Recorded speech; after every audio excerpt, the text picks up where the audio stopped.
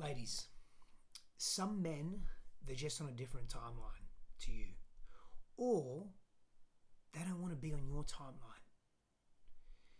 I work with clients that are deeply disturbed by female clients, that they are struggling to find their man, and it's consuming them.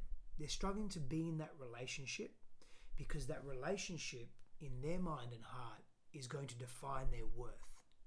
Firstly, no thing or no person should be the sole provider of your sense of self-worth. Now, I'm not on the train of self-love and that's all there is and we're relational beings, right? We need each other. Yes, we need each other. We needn't be needy with each other, but we need each other. We're relational beings. Like, we have evolved through socialization and, of course, other advents such as the prefrontal cortex, and some say, the fact that we're able to find fire and eat meat and do these things, and we develop that way, and there are various reasons why we develop. But socialization is one of them, right? Like that bonding-driven behavior to be close to each other, to learn and grow from each other, to evolve ourselves in our intelligence, our wisdom, our awareness, self and environmental, has come largely from being in challenge together, right? So we can't have one person or one relationship defining everything that we are and the value that we bring to the world.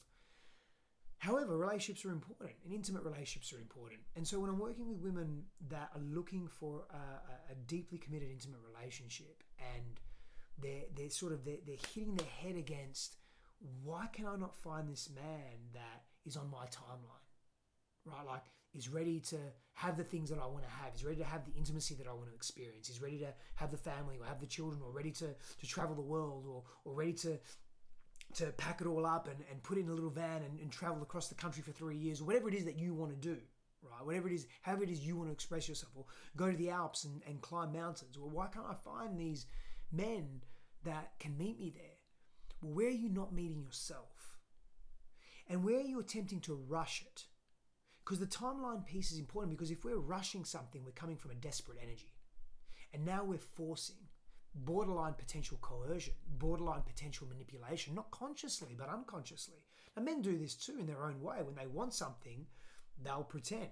In attraction dynamics and in mating strategies, men will pretend to be far more resourced than they actually are, like far more wealthy, their status, their position. They may say they're a senior manager instead of an entry-level manager. They'll literally do this. They will lie to make themselves bigger and better than what they are. Now, they're conscious about that. They're aware of it, but it's almost this unconscious thing driving it, because they're in this low self-worth. They're not confident of who they are in the world in that moment in time.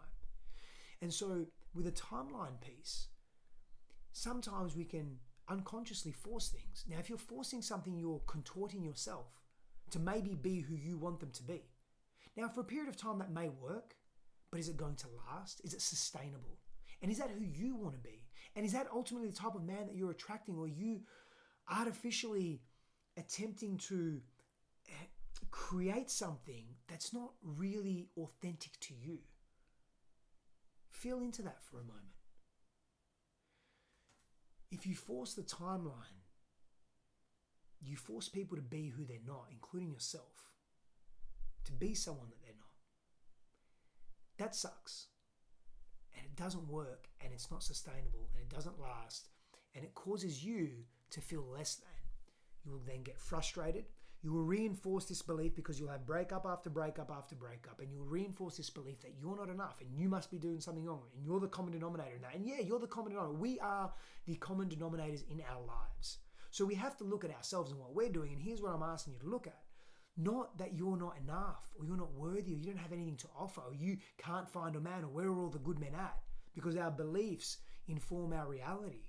Our perceptions of reality inform our emotional states. Our emotional states are what attract similar vibrations into our field of relationship. So where are you hard on yourself? Where are you not being authentic to yourself? Where are you pushing or forcing and not surrendering and allowing a feminine superpower? And I get it. It's not easy. When we want something and we are scared that we're not going to have that experience, and we believe that that experience is going to define us deeply, and that's what we need in order to be a fulfilled human being, we get scared. We get fearful. That coupled with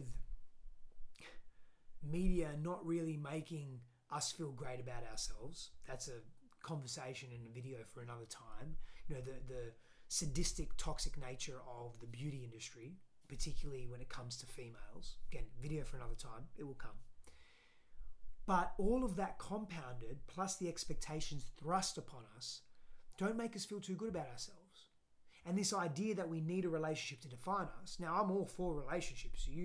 Most of you that follow me, and if you're new to following me, I'm in an amazing committed relationship with my beloved, who I love and care for deeply, and I care about the relationship and how it helps me grow and how I help her grow, and I care about her well-being, and I'm a massive advocate of relationships up-leveling humanity, big time, sacred union, big time.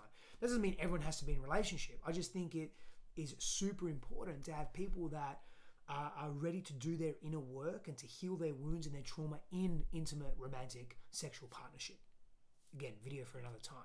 So I'm not discounting that. But if we're forcing something and you're forcing his timeline, you may think, oh, he's the one. He's ticking all the boxes. Like, this is it. He loves all the things I love. He wants all the things that I want. He's the perfect age. He looks great. He's 6'3", whatever it is. He's got the perfect job. He's upbringing. He's doing his work. But then something's not clicking. And you try to force it. And you get desperate. And you get scared. Oh, it changes the energy. That will trigger his wounding more than likely. And he'll either work with it or he won't. Chances are he won't. Not because men aren't capable of working with their stuff. Because the push isn't coming from an aware place in your sense and neither in his. And so now you've come together as maybe as a journey mate for a season, but you make that mean that you're not enough. And maybe all you need to do is pull back. And as you're pulling back, see and embody and envision your worth, and then move into what you want to create and what you want to manifest, what you want, what you desire. Then focus on that one desire. Don't focus on too many desires at once, but focus on that one desire and embody that. Who do I need to be in order to attract and create the relationship that I want? So if he's not on your timeline and he doesn't want to be on your timeline, he's not worth your timeline. Respectfully, lovingly, compassionately, move on. And the more you say no to what you don't deserve, and the more you say yes to what you want, by saying no sometimes, the more your nervous system moves into regulation, the more you heal old patterns and old wounds. You don't have to keep redoing them to learn the lesson or equilibrate or regulate the nervous system. The more you're open and the more you attract exactly what you want. I just said a lot then. What are you hearing me say?